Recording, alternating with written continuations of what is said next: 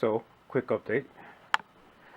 The Yamaha is way bigger than the Sony, and it won't fit on that rack. It's a little bit too tight, touches the speaker, not enough room. So, I'm gonna have to run all the wires to the bottom of the entertainment stand, remove the Xbox, put the Xbox on that wire stand and the receiver down here. Yeah, hopefully that will work out. Hopefully I got more wire also to run it to that compartment there. I mean, I wanted to leave it out in the open so it could get as much ventilation as possible. But I guess for now I'll put it there and see how it goes. Hopefully I'll have no heating issues. So, another update. So now it seems that I have to run to the store. Seems like my RCAs are short, so they won't reach from the iNuke amplifier to the receiver down there. So I have to go and pick up two of these. Focus, damn it.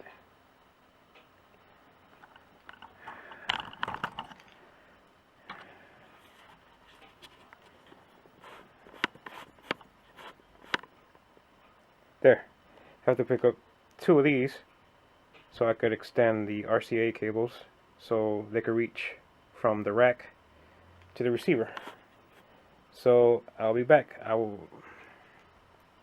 My plan was to have this all done and cleaned up before my wife got home, but as you can see, that's not happening. A little bit behind the scenes there. So guys, bear with me, I'll be right back. Alright guys, picked up the RCA adapters I needed to add length to my subwoofer cables. Installed those yesterday. I am now on day 2. Actually took longer than what I thought. I had to add wires, rerun wires from the back surrounds to go all the way to the front of behind the TV. But yeah, that being said, that's where I have it installed now. Bottom shelf there. Got everything powered on. And let's go to the receiver menu.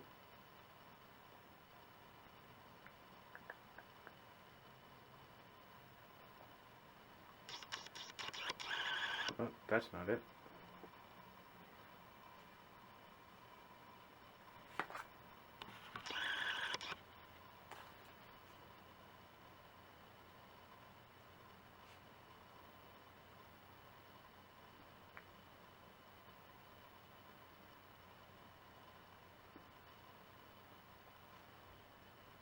There it goes. Sorry about that, guys. Like I said, I just turned this on right now, so bear with me. So we got the input menu, Shield, Xbox One. These are all your different HDMI inputs, video, audio inputs, your phono for your record player, tuner, your Napster, your music streaming device that just actually has built-in Napster, Sirius, Pandora, Spotify, Tidal, or however you say that, I can never say it right, Deezer, AirPlay, Multicast, server. I guess you could hook up a PC to it, if I'm right. I'm not 100% sure. Net radio, Bluetooth, and USB device. So this does have a lot of options. At least for me, it's way more than what I ever had with the Sony.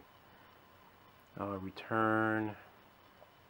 We have your scene selection, your movie viewing, TV viewing, net audio listening, radio listening, scenes 5, 6. I guess these are the other scenes you can add if you wanted to add a custom scene. Information, 2-channel. I guess this is the information, displaying the information that you're currently using, should I say. So as you can see, I'm just running left and right, and my 2 subs are showing. The video signal, 4K at 60 Hz, HDMI out 1, your interface, your video resolution. Wow, this is pretty nice. Not used to seeing all this. Oh, that was on the firmware version. Speaker independence, impedance. I mean independence. Yeah. Multi-zone. Already covered that. Setup. You got your auto setup. Now this one would be used with the calibration mic, which is this mic here.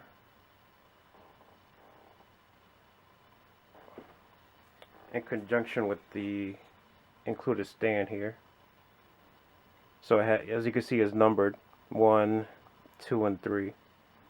So you could either mount this on a tripod. See the little screw there, or a little mounting screw. If this camera will focus on it. There it goes. Mounting screw there for a tripod. Or you could use the mic itself and mount it on a tripod.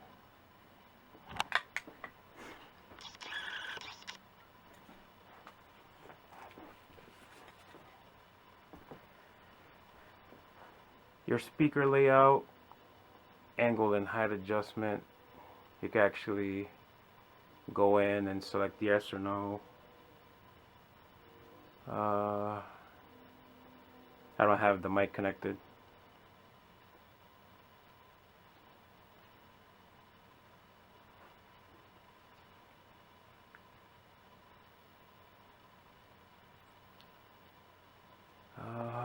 Excuse me, sorry about that, guys.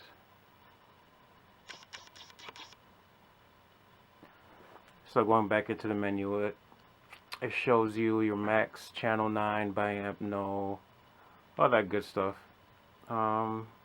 Return back. Also has, for manual setup, this is more of a hands-on approach.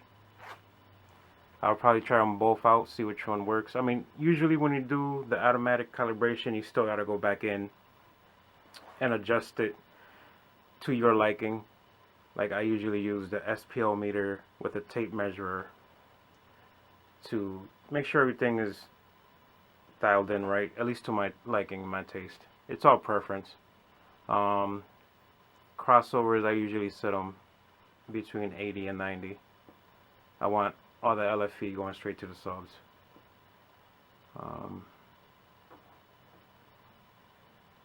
Same thing here, power amp design. So I guess this is the way you could set up where you want powers to go, if you're gonna biamp it, or if you want extra speaker 1, speaker 2, all that stuff. Like I said, this is all new to me, so as I go further along updating and adding speakers to my surround sound, I will actually learn what each of these things will do.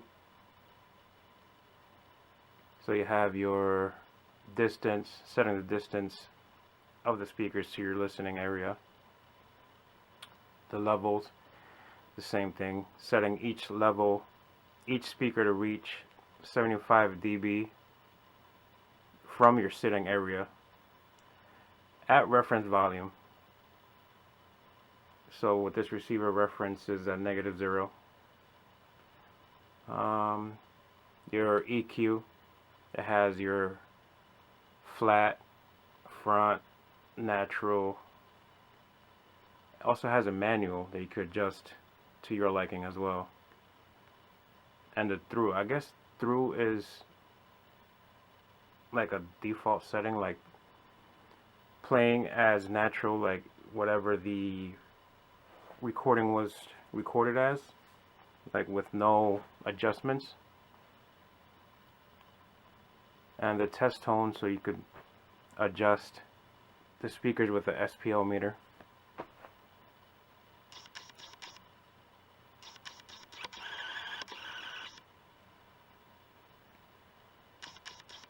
So it has, the next option will be sound, lip sync, dynamic range, max volume, initial volume off or on. I think that is when you turn off the receiver and you turn it back on, it'll start on the last volume that it was on before you turn it off, I believe. Pure direct mode. On the Sony, this meant that it basically took off all the EQs, all the DSP, and played it as natural without anything to enhance the audio. I'm thinking it might be the same here. I'm not 100% sure. DSP level. A lot of these I'm new to. So same thing. As I go and play and listen, I'll find out what they do. Video mode, direct. Your HDMI controls, standby, audio. Your network connection, if you're gonna be wired, wireless, IP address, all that fun stuff. Your Bluetooth connection, your multi-zone controls, your functions, trigger out, display set, all that good stuff. Your eco mode, so if you want to try to save energy, you can have it on or off. And your language.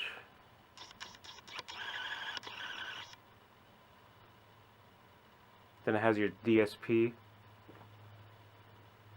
mode, should I say, straight, 2-channel, 9-channel. Then I guess these would be the music DSP. Hall in Vienna, Hall in Munich, Hall in Amsterdam.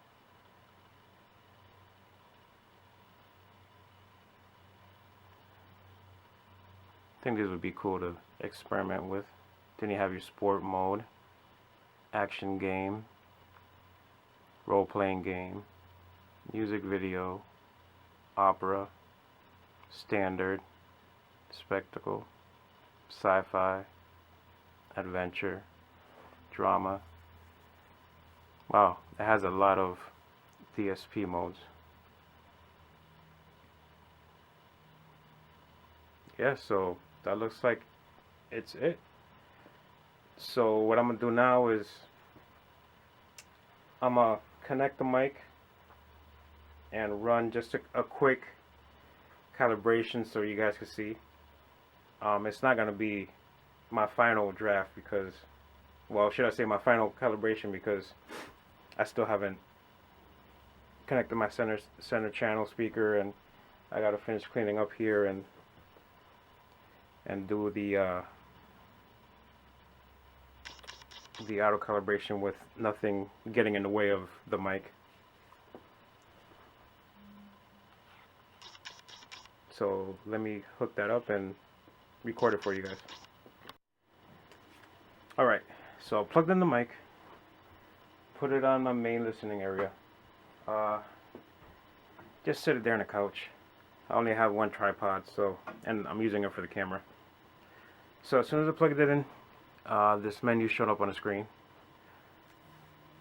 basically telling you it's ready to calibrate. So we go to measure, and there we go.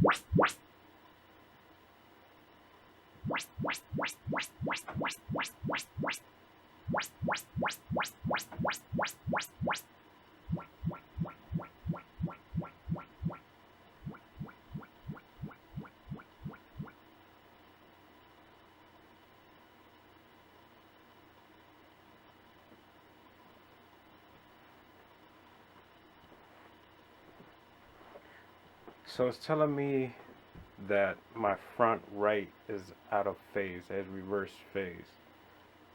So there's one thing that I noticed that the receiver didn't notice. When it said subwoofer 1,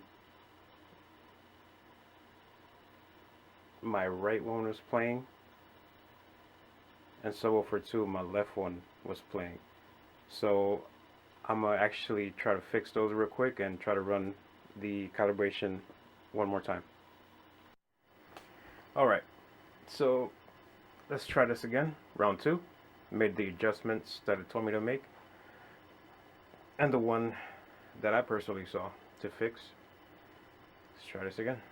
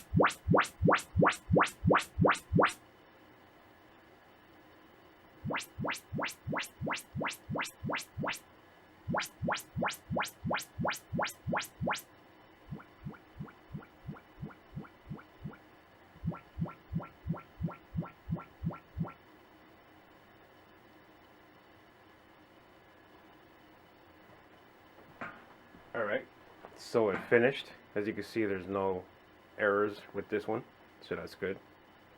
Save that. Save it. Enable YPAL volume. Let's say yes for now.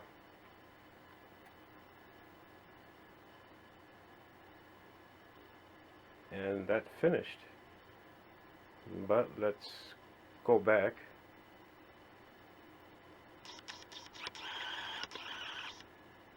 Manual setup,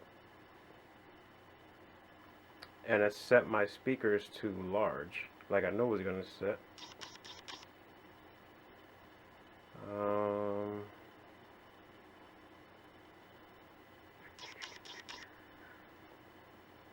Okay, so here we go.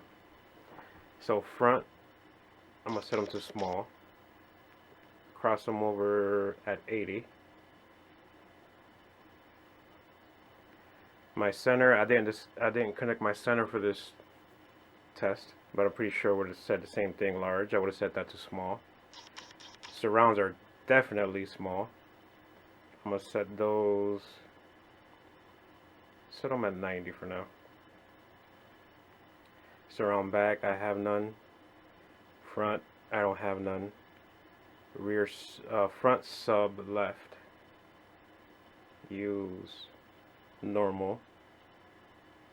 Okay. For the right, normal. The layout, surround. Let's see, for the sub, what does it say?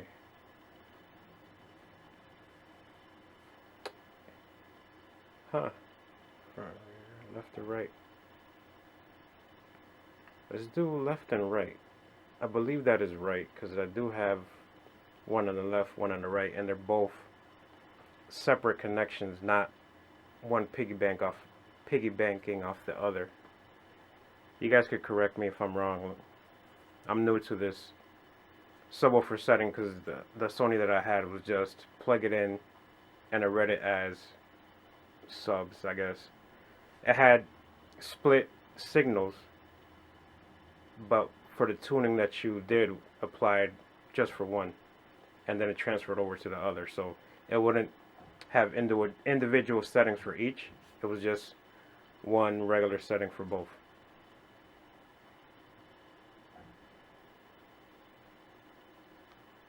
The distance,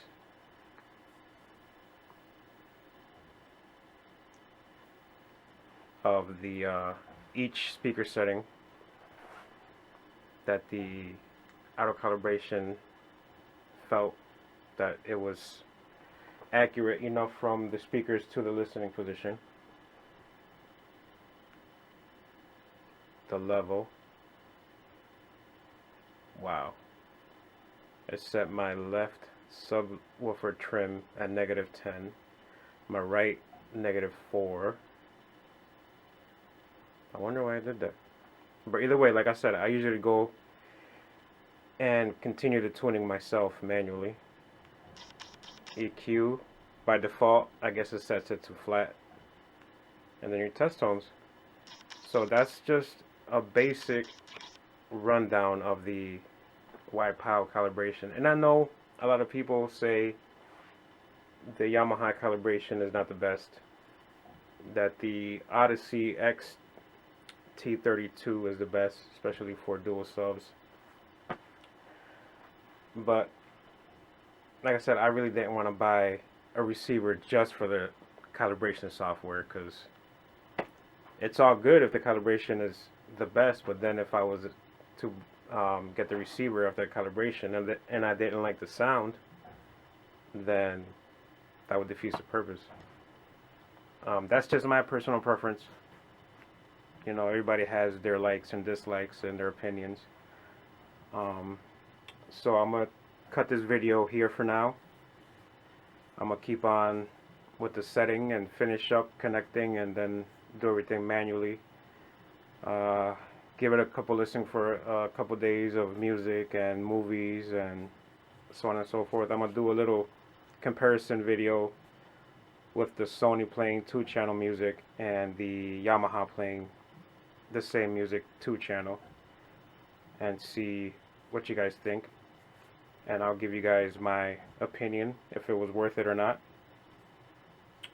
So please feel free to like, comment, dislike, subscribe if you want. I'm gonna be doing more unboxings, more reviews. I'm actually gonna start doing giveaways also.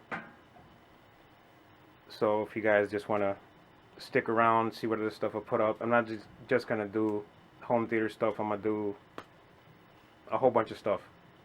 Like whatever stuff I buy, I'm gonna record, show you guys, give you guys my opinion, so on and so forth. Yeah, so stick around and speak to you guys soon.